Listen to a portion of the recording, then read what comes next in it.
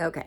I liked the food challenge that I did last week. So I am going to do another one this week, and I will just take you along into the store to see what I pick out. And I also want to report that I had like a tiny breakout. And I don't know if that was just because I ate so much fish, because I know that can cause like a little bit of mild acne.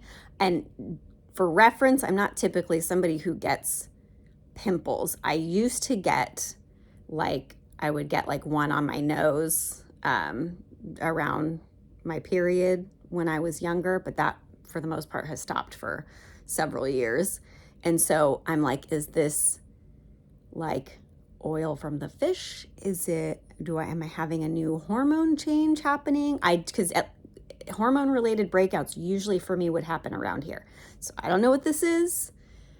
Could just be random. My face regimen hasn't changed. All I use for my face is tallow, and then I'll put some castor oil like around my eyebrows and eyelashes to help grow them, because I heard that works. I don't know yet, and I can't let you guys know if it actually helped yet.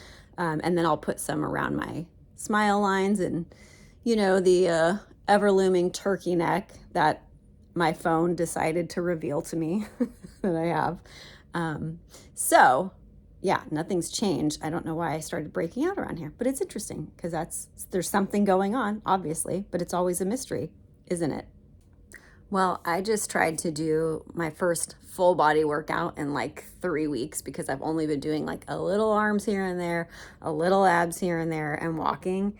And remember when I complained, I think 2 videos ago, that my 8-pound weights were getting too light. So then once my weights start to get light, if I don't upgrade them, then I get bored of doing the workout because it doesn't feel good. Well, I created enough muscular atrophy in that 3-week gap that they're heavy again. So I've been struggling through my workout today, and I'm going to just go walk up the hill in complete and utter defeat. Had a little storm come through here, so there's just debris everywhere.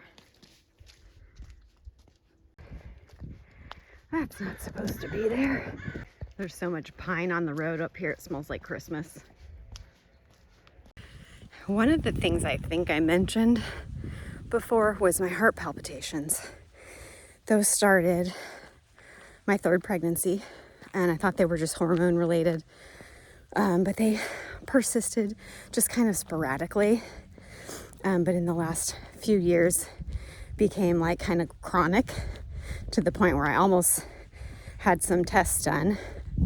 But when I started doing these workouts, when I was doing 2 to 3 full body workouts every day and walking up that hill, they completely stopped. So for 3 straight months, I didn't have a single one. And because I slacked off the last few weeks, and because of some stress that I'm going through right now, they've come back. So this really is like a life-changing thing, because clearly my heart was feeling healthy for a little while, and my body was learning how to deal with stress. So I got to keep that up.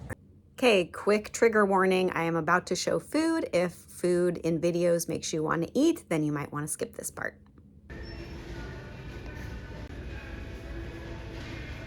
All right, this is what I'm going to be eating for the next 4 days, and I am calling this the I'll Show You diet.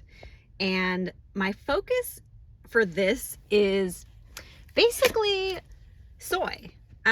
Soy has something of a synthetic estrogen. So while typically it's now considered an endocrine disruptor, which is not good for young fertile women, can have benefits in menopause and perimenopause, because it will act as estrogen, which you are losing at rapid rates.